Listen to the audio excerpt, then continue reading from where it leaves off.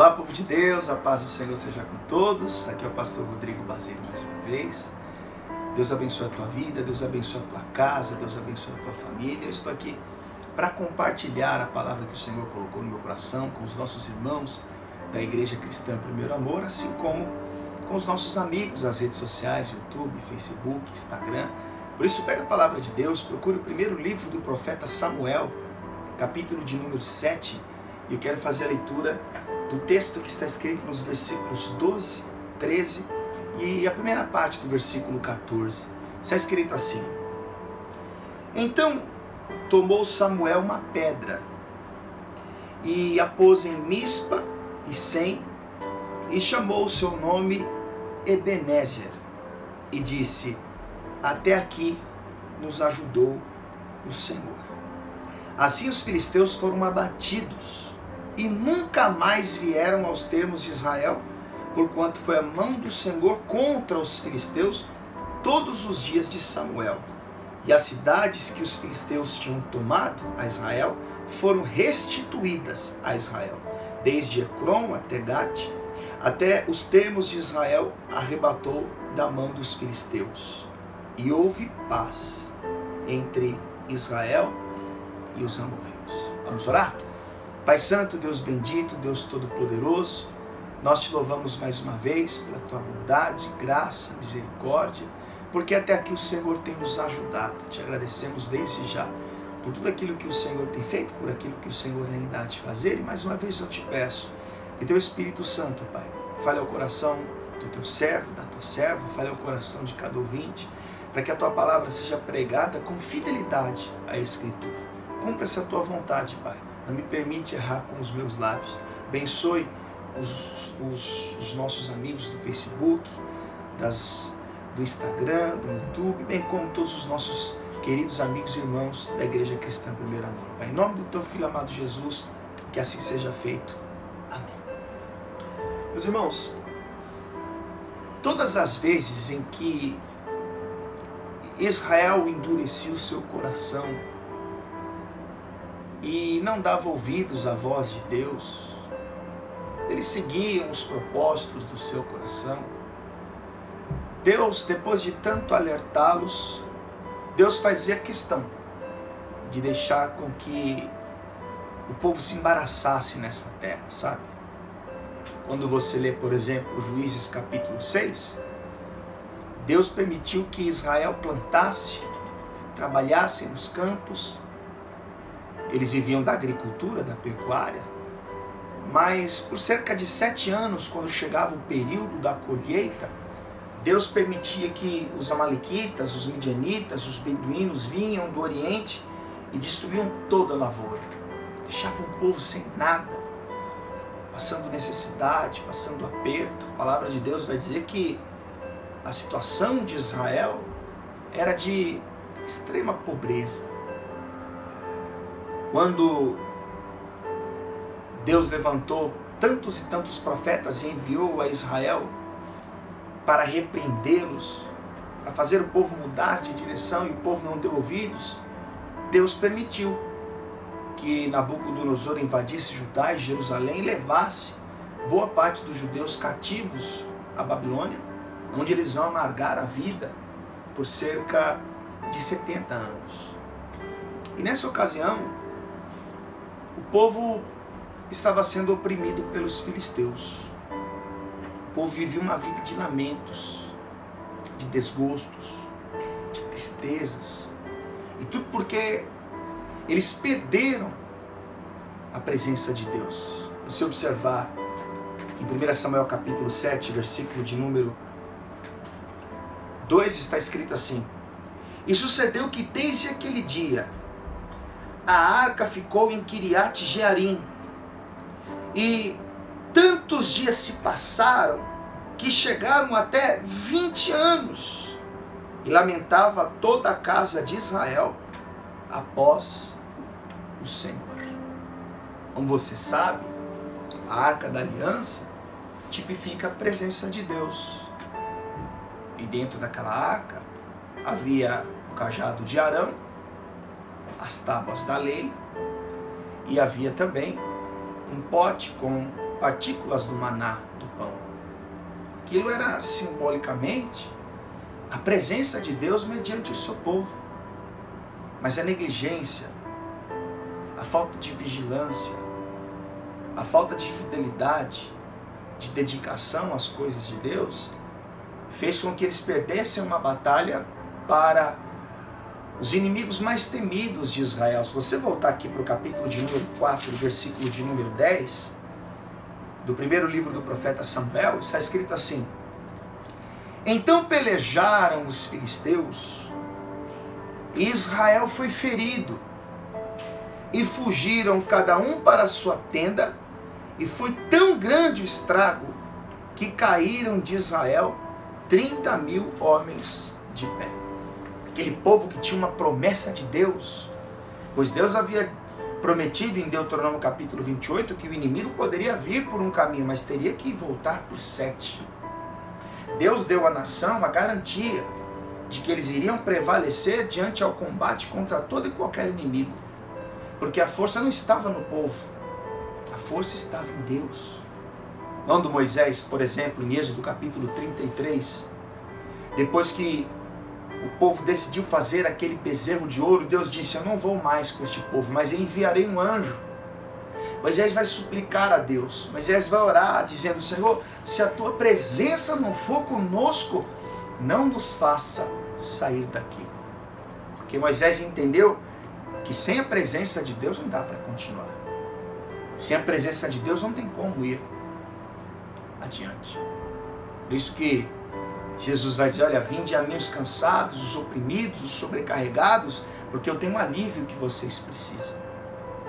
Aprendam de mim que sou manso e humilde de coração, e vocês vão encontrar o descanso para a vossa alma. Sabe?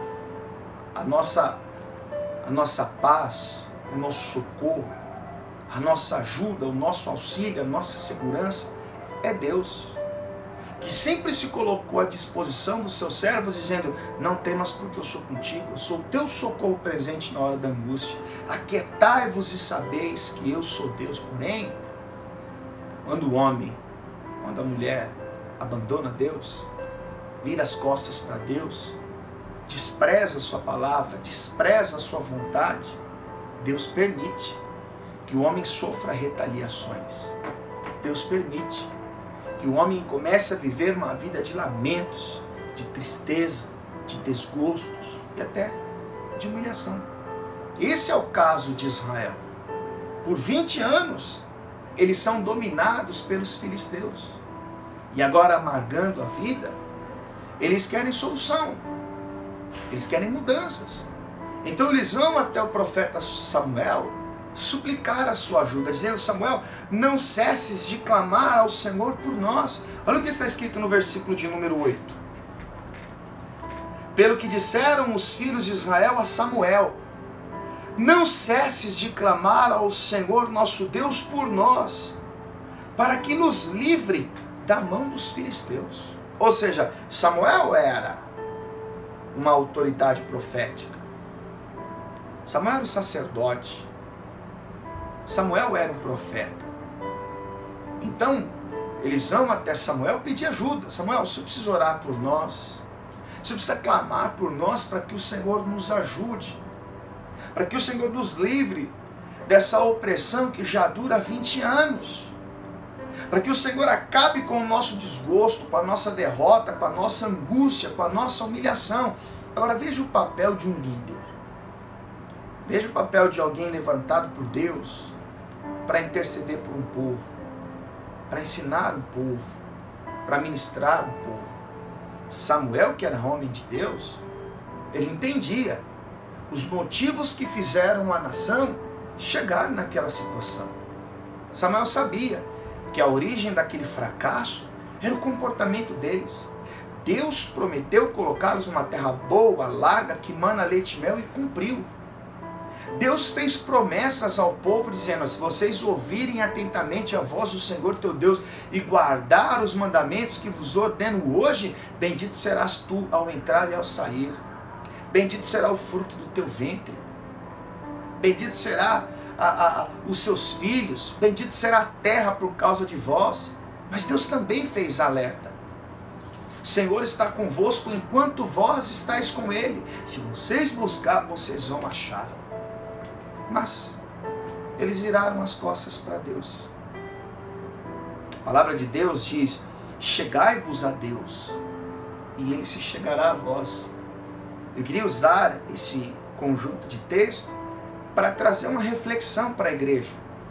Porque Israel tipifica a igreja. Paulo diz em Gálatas 6,16: e a todos que andarem conforme esta regra, paz e misericórdia sobre eles, sobre o Israel de Deus. Então, quando o povo vai ao profeta Samuel se lamentar, quando o povo vai ao profeta para falar dos seus desgostos, dos seus lamentos, da sua vida de opressão que durava 20 anos, Samuel vai mostrar a eles o que eles precisavam fazer, o que precisava mudar.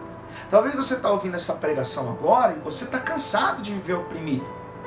Você está cansado de viver esse desgosto, essa vida amarga que você leva.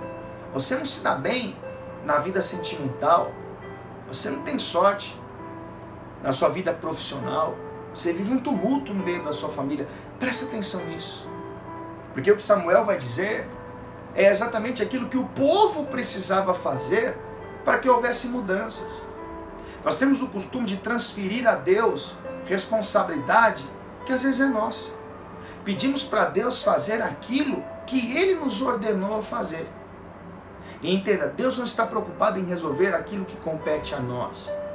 Deus é especialista em fazer o impossível, aquilo que nós não podemos fazer. Então Samuel, como ministro, Samuel vai dar a eles a receita. O que é que eles precisavam fazer para que aquele desgosto, aquela opressão, para que aquele domínio das forças inimigas cessassem sobre eles. E eu quero dividir isso com você. Acompanhe comigo, por favor. Capítulo de número 7 de 1 Samuel, versículo de número 3, está escrito assim: então falou Samuel a toda a casa de Israel, dizendo: se com todo o vosso coração vos converterdes ao Senhor.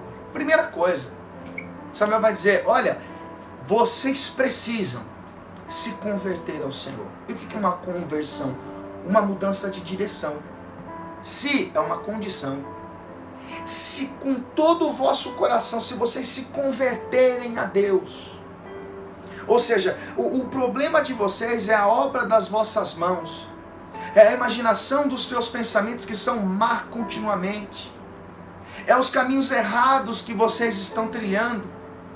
Lembra de Provérbios 16, 25? Há caminhos para o homem que parecem direito, mas que no fim são caminhos de morte. Talvez eu esteja mostrando para você que você vive uma expectativa de que Deus vai mudar a situação, mas você não quer se converter.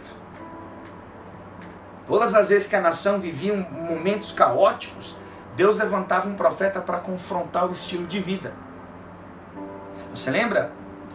Quando em Joel capítulo 2, versículo 12, o livro do profeta Joel é escrito revelando uma ocasião em que havia uma praga de gafanhotos que vinham e destruíam toda a lavoura. Os sacerdotes choravam, as pessoas ficavam tristes também. E lá em Joel 2,12 o Senhor vai mandar rasgar o coração e se converter.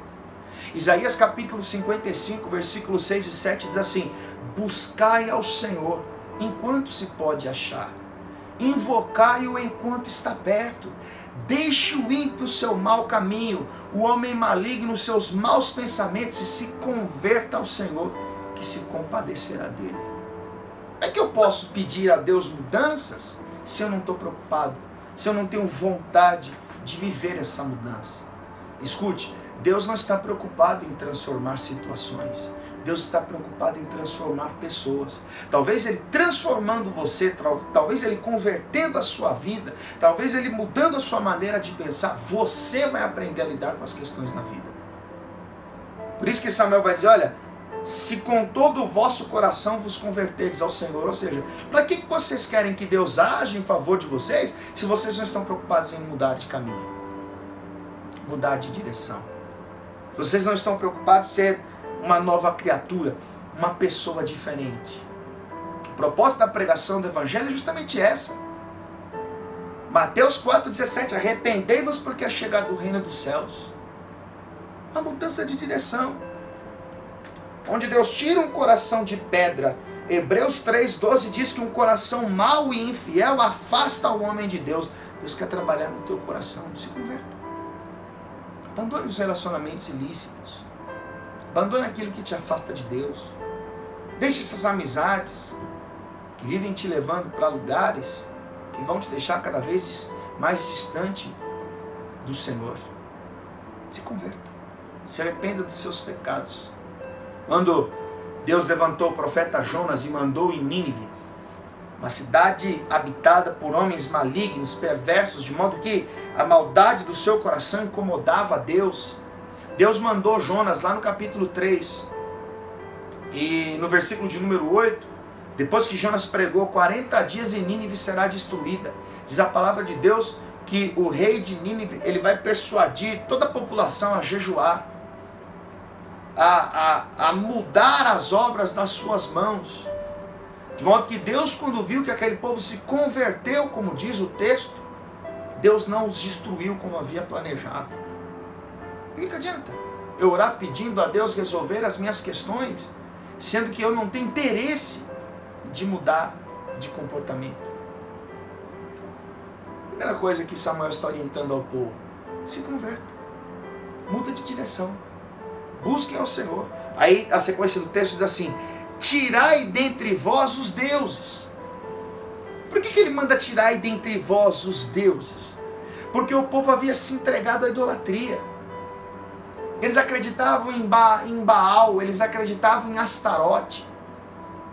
Era um povo que tinha uma fé mística. A Bíblia diz em Isaías 42:8 que Deus não divide a glória dele com ninguém e nem o seu louvor às imagens de escultura. Tirai dentre vós os deuses estranhos. Quando Deus instituiu a lei mosaica, em Êxodo capítulo 20, versículo 4, Deus vai dizer: não terás outros deuses diante de mim. Não farás para ti imagens de escultura, e nem alguma representação do que há no céu e na terra. Deus nunca aceitou ver o seu povo dividindo a sua adoração com ídolos, com deuses fabricados por mãos humanas. Por isso que ele vai dizer: olha, vocês vão se converter e tirar do meio de vocês os deuses estranhos e os astarotes. Afastem aquilo que divide a adoração entre Deus e o objeto místico criado pelos homens. Somente a Deus. Tirai dentre vós os deuses estranhos, aquilo que você venera, o alvo da sua idolatria. Afasta isso da sua vida. Ou seja, Samuel entendeu que quando eles começaram a desprezar a palavra de Deus, eles começaram a acreditar naquilo que Deus abominava. E então começaram a praticar aquilo que Deus sempre condenou, a idolatria. Eles começaram a portar estatuetas de Astarote, a levar Baalins para casa. Eles começaram a viver como se eles acreditassem num Deus soberano, mas acreditassem também nos deuses que eles podiam carregar. Às vezes, a pessoa até acredita em Deus, ela até entende a soberania de Deus, mas ela faz preces a Fátima, a Aparecida, a São Jorge, a Expedito e tantos outros que foram criados por mãos humanas. Você precisa aprender a confiar em Deus. Precisa tirar da sua vida aquilo que te faz acreditar em Deus, mas também numa outra divindade. Deus é suficiente, Deus é soberano, e o único mediador entre Deus e o homem é Jesus Cristo. Olha a instrução de Samuel: tire do meio de vocês aquilo que provoca a ira de Deus, os deuses estranhos, os Baalins. Tira do meio de vocês os astarotes. Deus não divide a sua glória com ninguém. Não tenho outros deuses diante de mim, como os egípcios tinham tantos deuses. É isso que Deus está querendo ensinar. Você ler o Êxodo capítulo 20, versículo 4, você vai ver isso. Então, primeiro, tem que se converter. Segundo, Precisa tirar dentre vós os deuses estranhos e os astarotes. Agora olha só, terceiro. E preparai o vosso coração ao Senhor. Preparai o vosso coração ao Senhor.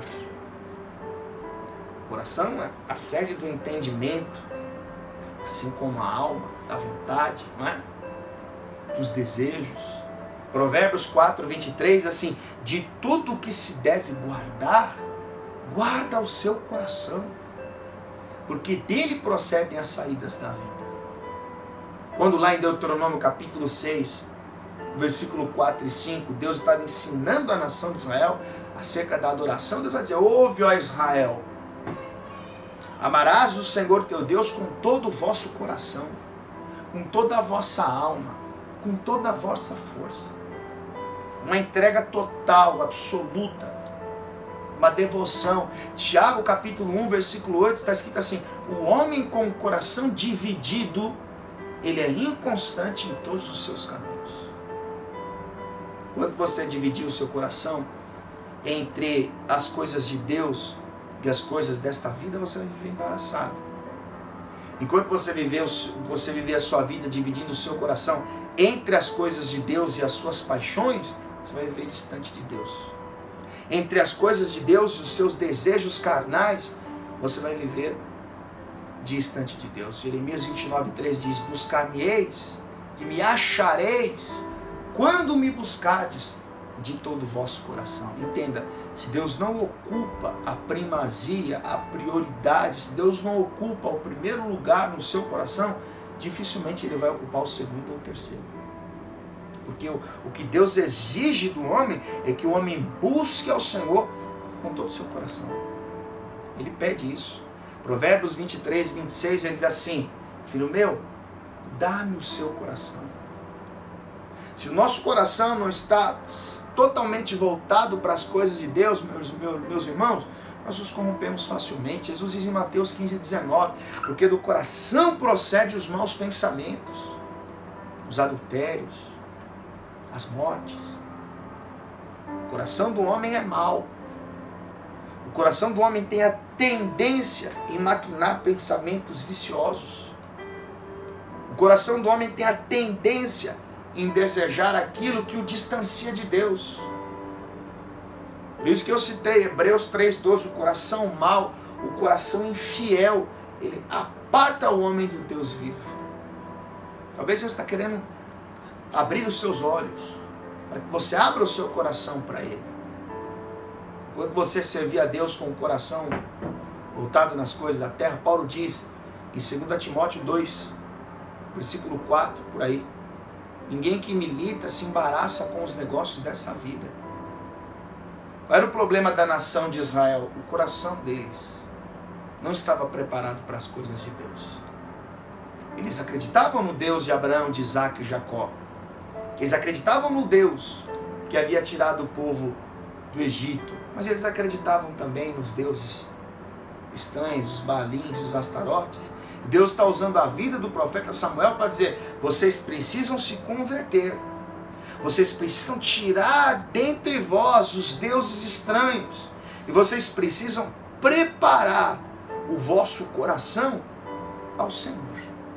Preparar o vosso coração ao Senhor. E em quarto ele diz, servir a Ele só. Somente a Deus. Busquem somente a Deus. Queiram somente a Deus. Cobice somente a Deus. Esse é o nosso desafio como igreja. É confiar em Deus com base na sua palavra. É não criar ídolos no nosso coração. Estar com o coração voltado às coisas de Deus é entender a palavra de Deus como regra, como mandamento, como princípio, como propósito. E não criar gurus espirituais, não é? E não criar ídolos. Eu não sou pastor para te ensinar a viver dependendo da minha crença, da minha fé, da minha religiosidade. Não. Deus não me levantou para ser o seu Moisés. Não. Deus não me levantou para ser o seu Cristo. Deus me levantou para te ensinar a se relacionar com Ele. Deus me levantou para te ensinar a viver uma fé com base naquilo que Deus diz na sua palavra. E é o que Samuel está fazendo. O que adianta? Vocês estão oprimidos? Vocês estão envergonhados? Vocês estão tristes? Sabe por quê? Porque vocês não se convertem. Porque vocês dividiram o coração entre as coisas de Deus e os ídolos. Vocês estão deixar tudo aquilo que divide a adoração, preparar o coração e servir somente a Deus. E o que é servir? Satisfazer a vontade. É exercer uma função de criado. Esse é nosso papel como servo. Esse é o nosso papel de quem busca a Deus. Então, o profeta Samuel, como homem de Deus, ele vai orientar a nação a colocar isso em prática, a se converter, a tirar dentre eles os deuses estranhos, a preparar o coração ao Senhor. Então, no versículo de número 4, há uma ação por parte do povo. E aí você deve entender o seguinte: a palavra de Deus diz em Tiago, capítulo 1, versículo 22, o seguinte: sede praticantes da palavra e não somente ouvintes, enganando-vos com falsos discursos. O que adianta as pessoas desejarem mudança, quererem sair daquela opressão, daquela vida de lamentos? Aí Deus levanta um homem, coloca a sua palavra na boca dele, fala acerca da conversão, do abandono da idolatria, de prepararem o coração, servir somente a Deus. Se as pessoas não estão dispostas a mudar, sabe? Como pastor, há 5 anos, eu vejo muitas pessoas indo à igreja procurando ajuda, querendo soluções, desejando mudanças. E nós instruímos de acordo com a palavra. Apontamos onde é que está o erro. Instruímos de acordo com a vontade de Deus, mostrando que o pecado afasta o homem de Deus, que o salário do pecado é a morte. Mostrando a necessidade da conversão, do arrependimento das más obras. Mas a grande verdade é que a maioria das pessoas não querem a Deus, querem mudanças. Querem sair da vida de opressão, de amargura, mas não têm disposição para se converter, para permitir que o Espírito Santo realize uma obra de transformação. Quando Samuel instruiu a nação, olha o que está escrito no versículo 4. Então os filhos de Israel tiraram dentre si os Baalins e os Astarotes e serviram só o Senhor. Ou seja, eles começam a colocar em prática as 4 coisas que Samuel havia orientado. Eles começam a mudar. Não, peraí, então quer dizer que são os Baalins e os Astarotes que estão atrapalhando, que estão embaraçando os nossos caminhos? Não queremos mais, vamos tirar, vamos preparar o nosso coração a servir ao Senhor, vamos servir somente a Deus. Nós precisamos de uma conversão, nós precisamos de mudança. E o povo vai agir de acordo com as instruções do profeta. A palavra de Deus diz: crede no Senhor vosso Deus, estareis seguros. Crede nos seus profetas e prosperareis. Mas Samuel vai dizer mais uma coisa. E o que Samuel vai dizer agora, olha o versículo de número 5. Disse mais Samuel: congregai todo Israel em Mispa e orarei por vós ao Senhor. Ou seja, congreguem, se unam, se juntem. Olha o poder da congregação. O que é a igreja? É a união dos salvos. Samuel está dizendo: olha, estejam reunidos, congreguem. Hebreus 10, 25 diz: não abandonando a vossa congregação, como é o costume de muitos. Jesus diz em Mateus 18, 18, ó, quando 2 ou 3 estiverem reunidos em meu nome, ali estou eu no meio deles. Talvez você até esteja pensando: ah, pastor, mas em tempo de quarentena, em tempo de recesso, não tem como. Tem sim, entenda. Atos 7,48 diz que Deus não habita em templos feitos por mãos de homens. A igreja não é o prédio, a igreja não é um salão, a igreja não é as 4 paredes, a igreja é a união do povo de Deus. Eu acredito que este período de tempo é um tempo em que Deus preparou para unir a igreja. Ter uma igreja dentro da sua casa, ter uma igreja dentro do seu lar. Quando você se reúne para buscar a Deus, Ele se faz presente. É isso que Samuel está dizendo. Olha, sirvam somente a Deus, preparem o coração a Ele, se convertam ao Senhor, que se compadecerá de vós, e congreguem, estejam reunidos, estejam juntos. E o povo obedece Samuel. Eles vão fazer exatamente o que Samuel orienta. E aí você deve entender. Porque às vezes, quando nós andamos errado, falando bobagem, vendo bobagem, pensando bobagens, andando na contramão daquilo que Deus diz, às vezes a gente não incomoda muita gente.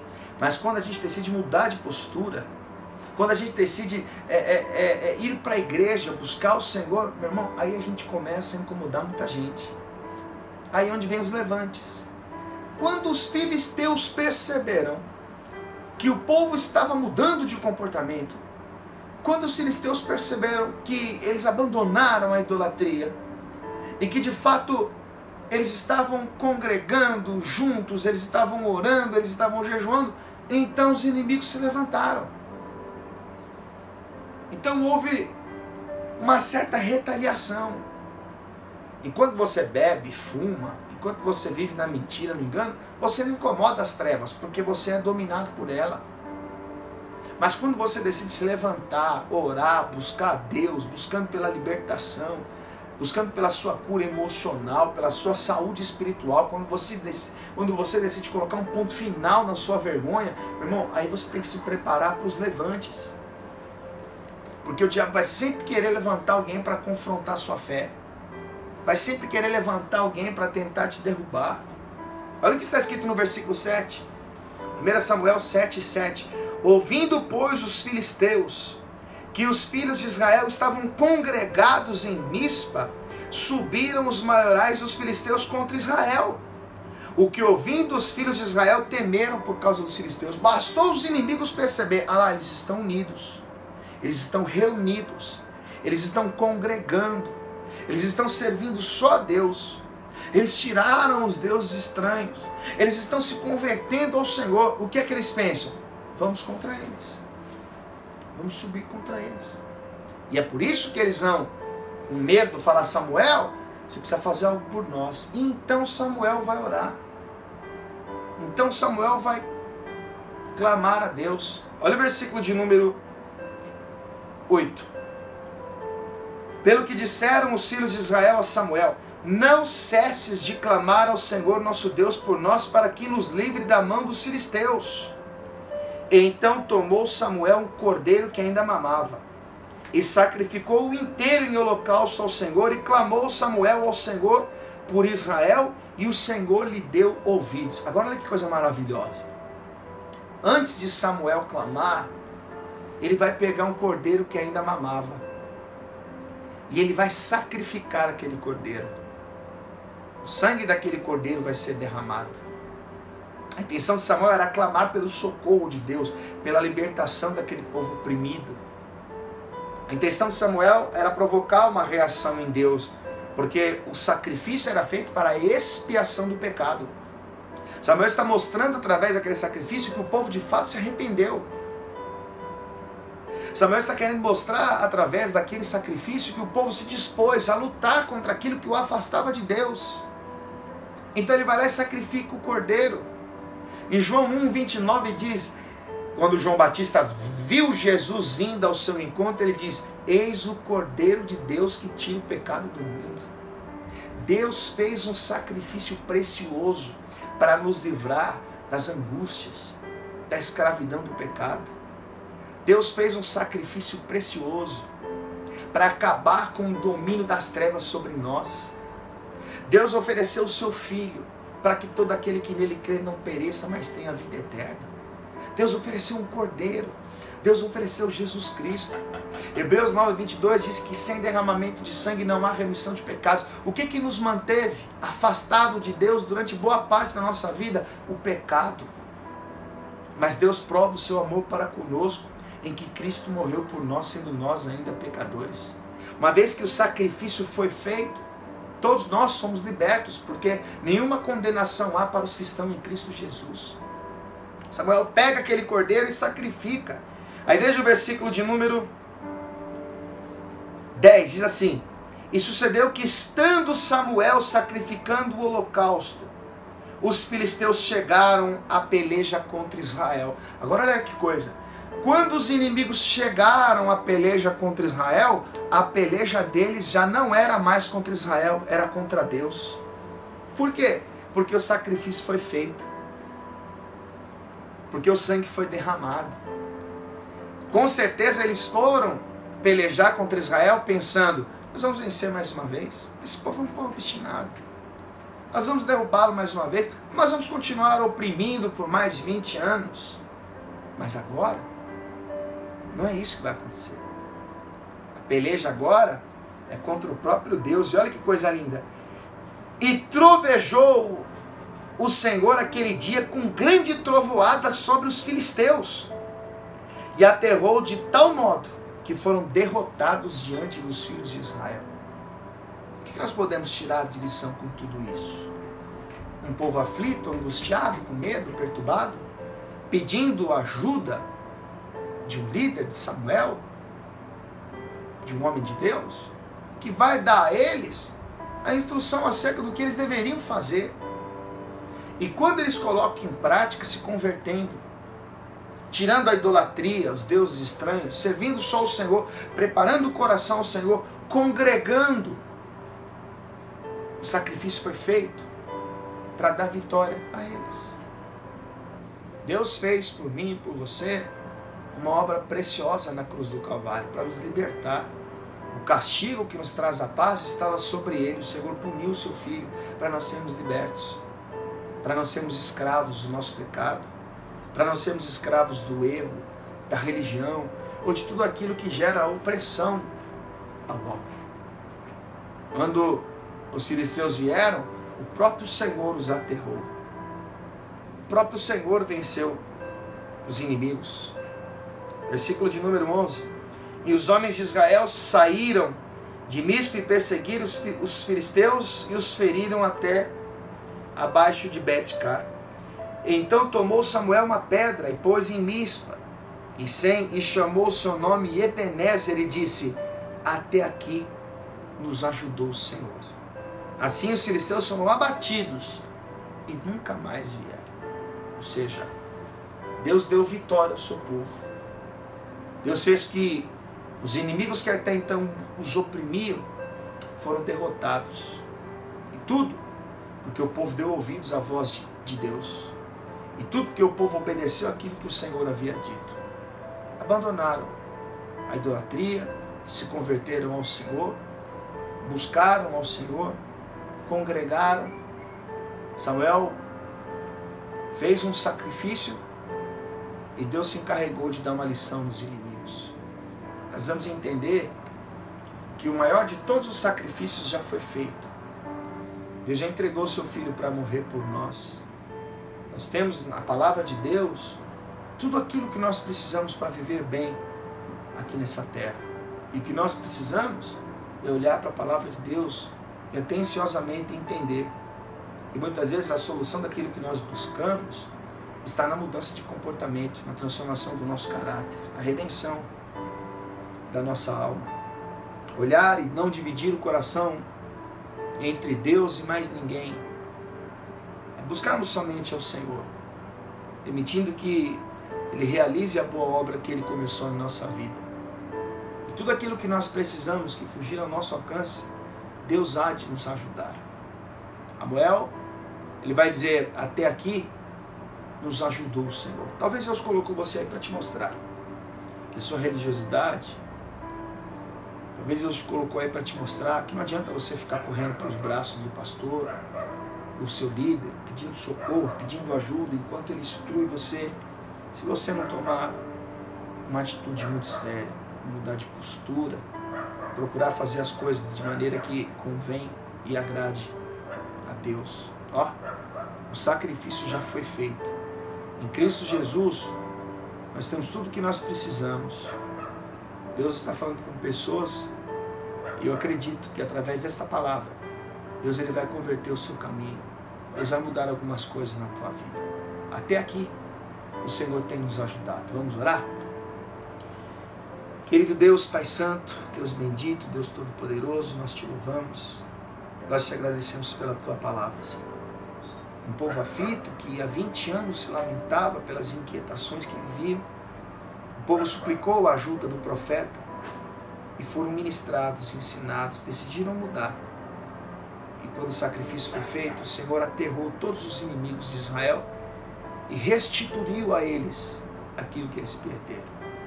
Eu oro pedindo ao Senhor, restitua a paz que este homem perdeu, restitua a alegria que essa família perdeu, o ânimo que essa pessoa perdeu, dê a ele, a ela, a possibilidade de viver, meu Deus, aquilo que o Senhor prometeu. Que haja arrependimento, que haja mudança, que haja transformação, para que essa palavra se cumpra na vida de todo aquele que ouve e crê no Evangelho. Em nome do teu Filho amado Jesus, Pai, é o que eu te peço e te agradeço, que assim seja feito. Amém.